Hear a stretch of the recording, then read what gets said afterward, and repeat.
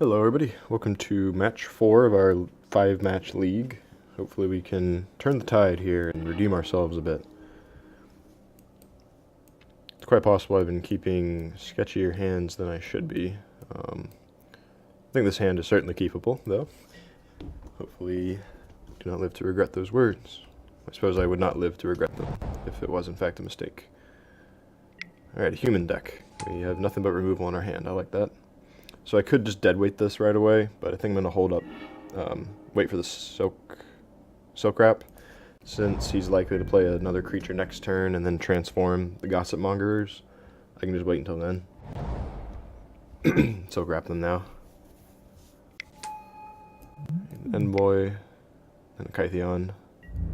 So if he just passes, okay. So I kind of want to Silkwrap the Gossip Mongers, and then next turn I can play a Strangler and eat Kytheon, and then trade with this guy. I like that.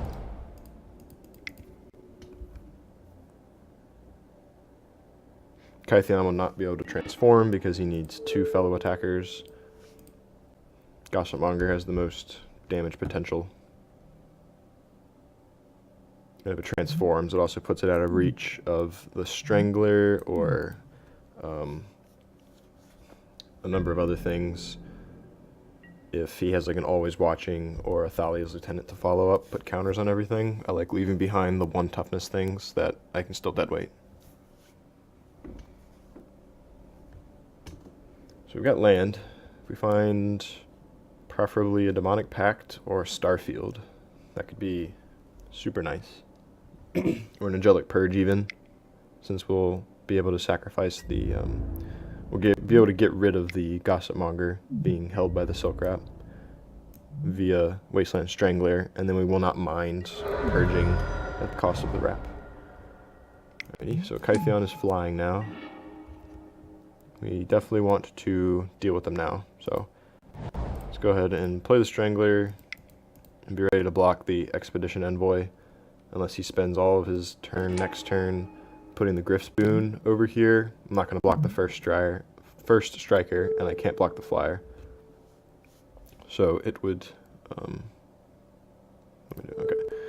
it would stand to reason to not block and then just deal with it via a Deadweight or something like that next turn.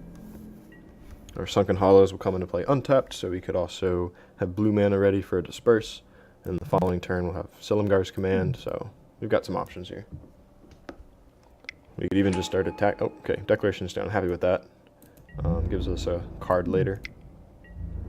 We have the 2-for-1 here in our hand. It's a pseudo 2-for-1. Alright, so I think I'm going to first... Doesn't really matter, I don't think. I'm just going to end up Deadweighting anyway. But I might as well search for a card. Just to plan. Alright, Starfield.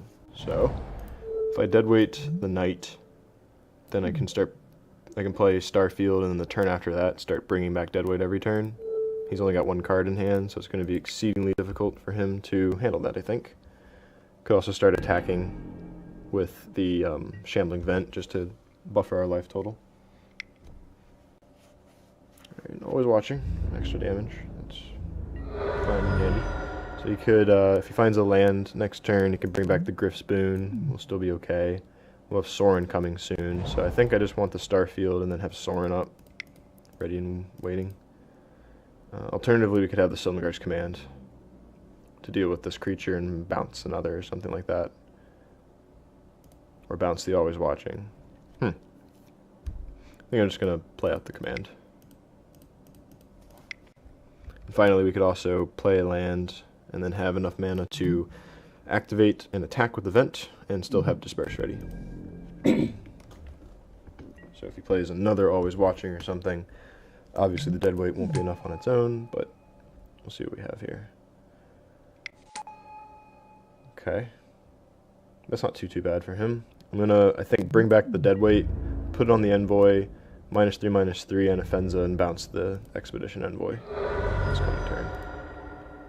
So, let's go ahead and bring this back.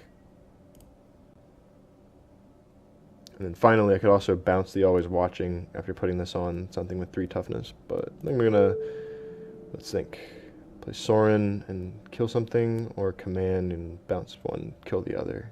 I like that. So we're gonna kill one Envoy. This will put that into the graveyard, so we'll have it later. And then I'll have Silumgar's command ready.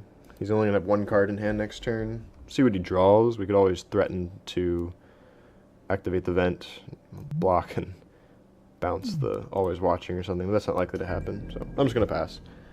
And let's see what he does.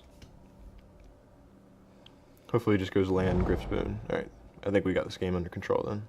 He's going to tap out with the Griffspoon. He won't even be able to replay a creature.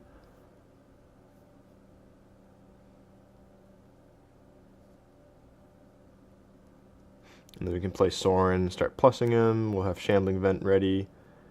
Always have recurring Deadweights via the Starfield. So as you're perhaps thinking here, is it worth putting the Griffspoon on the Anafenza to have 2 attackers? In the event that I deal with both somehow, bouncing one, he won't be able to replay it this turn. Okay, he's going for the Griffspoon. So we're going to bounce the Envoy and kill Anafenza. And that should just about lock things up, I think. It'd be very hard for him to come back with just an Envoy in hand, Always Watching in play, versus my board. Alright, so we don't need to use that. Go ahead and play Sorin. And just plus him. I suppose he can deal damage to himself, interestingly. Target creature or planeswalker. So if I was afraid of hasty threats or something, I could potentially gain up to 6 life. Don't think that's wise just yet, so I'm gonna just pass. He's got an Envoy in hand and something else. I have a bounce spell, a man land, and a Sorin in play, so I think that should be enough. Also recurring Deadweights, which we'll go ahead and bring back. Alright, so we're going to play first a plus. See if we draw anything. Demonic Pact, alright. So we could play Pact and hold up Disperse. We could play Pact and attack. In the unlikely event he has like a Secure the Wastes and a massive pump spell or something. I think. Might just activate the vent.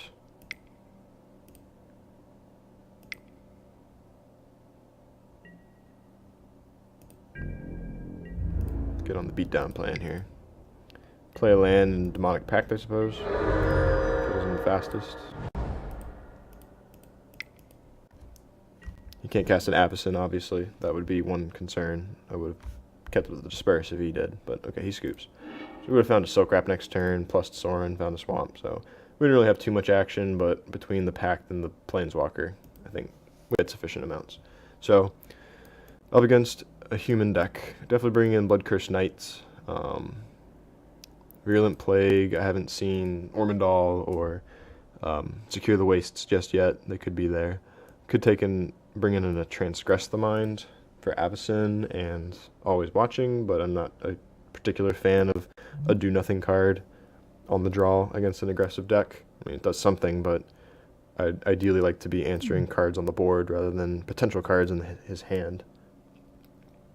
So, again, on the draw, I'll take out maybe a land, a Starfield, and perhaps an Unmaking and a Disperse. I'm going to bring in the 3 Bloodcursed Knights and perhaps a Silumgar. Alternatively, I could bring in a Negate for Always Watching and potential protection spells like Eerie Interlude or something. Also, Dispel. Could catch that. I think I'm actually just going to keep the removal in hand. As painful as it is, Anguished Unmaking, paying 3 life is not something I want to be doing against a deck attacking for 9 damage on turn 3. But it is one of my only answers to an Avacyn, End Step, and an Always Watching, plus deals with Pact. So I'm going to go ahead and run this back. I'll be right back in just a moment for match 4, game 2. Stay tuned.